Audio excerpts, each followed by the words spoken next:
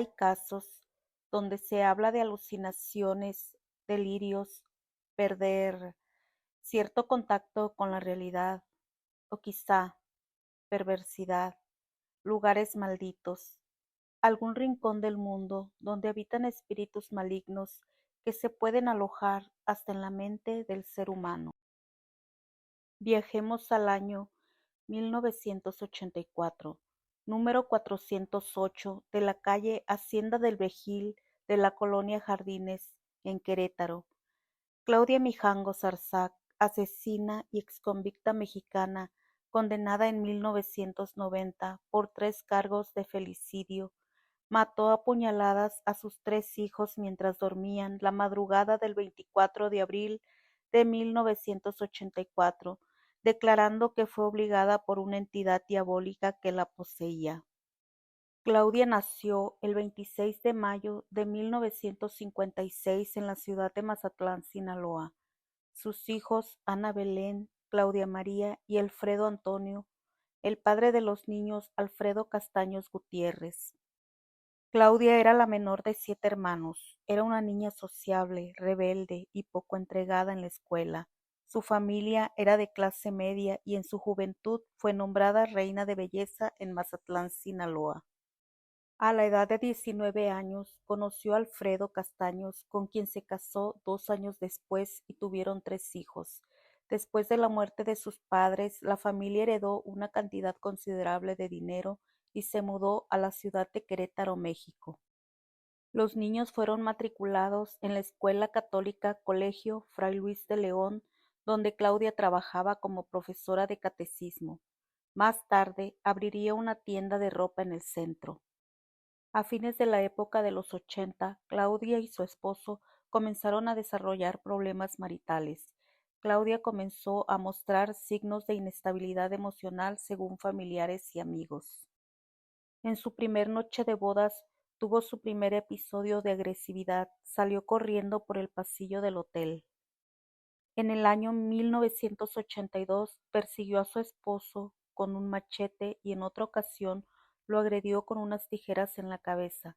Otro día le rompió las llantas del carro con un cuchillo. Y a pesar de esto, nunca se le vio como una madre agresiva, pero sí dominante y posesiva con sus hijos.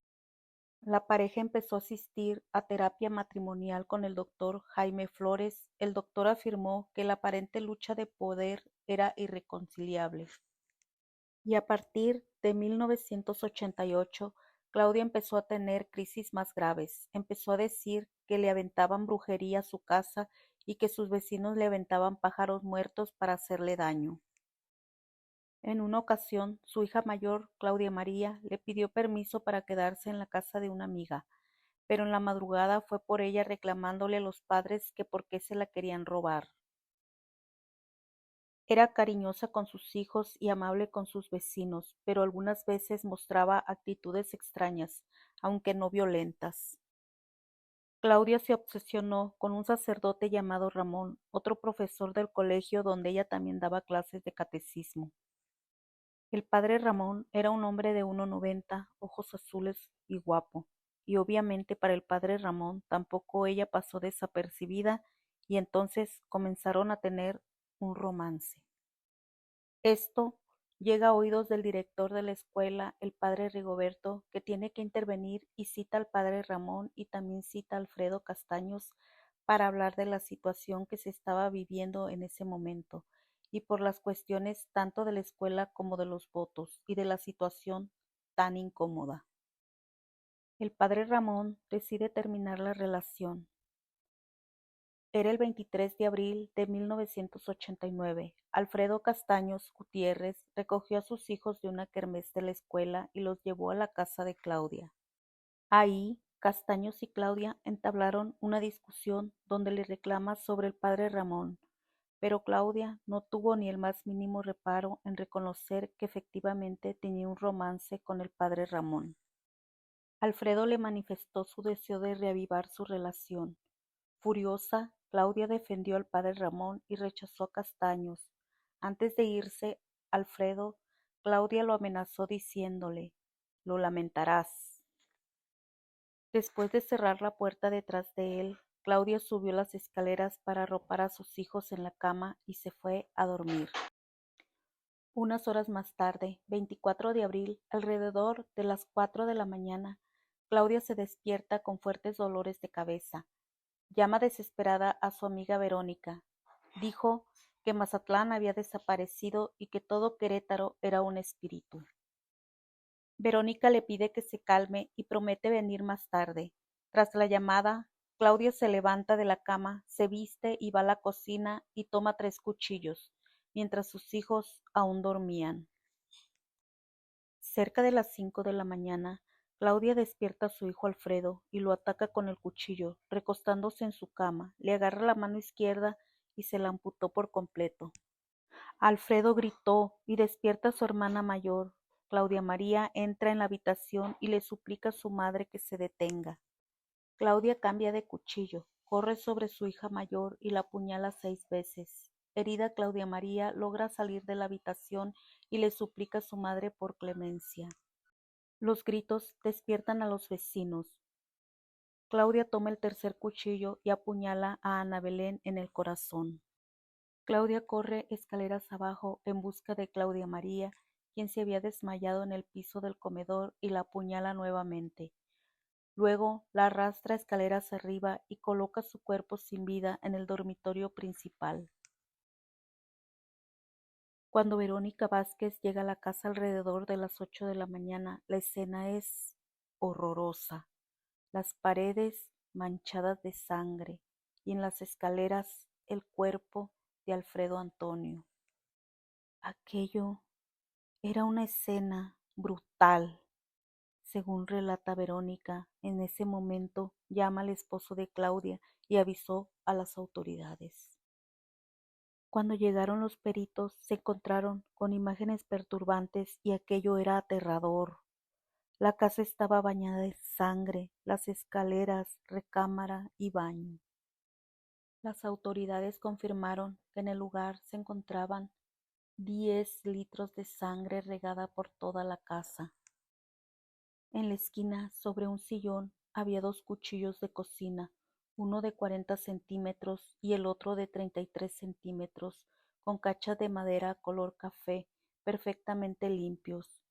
Un tercer cuchillo de 36 centímetros se encontró en la recámara donde estaba Claudia y Belén. Claudia se encontraba dormida y con el cuchillo en la mano junto a María Belén. Las autoridades despertaron a Claudia y se dan cuenta que estaba en shock y la trasladan a una clínica, y cuando empieza a reaccionar dice: espérense, tengo que ir a recoger a mis hijos. Están en la escuela. Necesito hacer el desayuno. Y empieza a decir una serie de cosas que le tienen que hacer un examen psiquiátrico, y se dan cuenta que en su mente los asesinatos y la discusión con Alfredo nunca habían pasado. Las autoridades le hacen los estudios y se dan cuenta que tiene epilepsia, pero que también tiene una condición mental que provoca la pérdida de conciencia del entorno, y le diagnostican personalidad paranoide.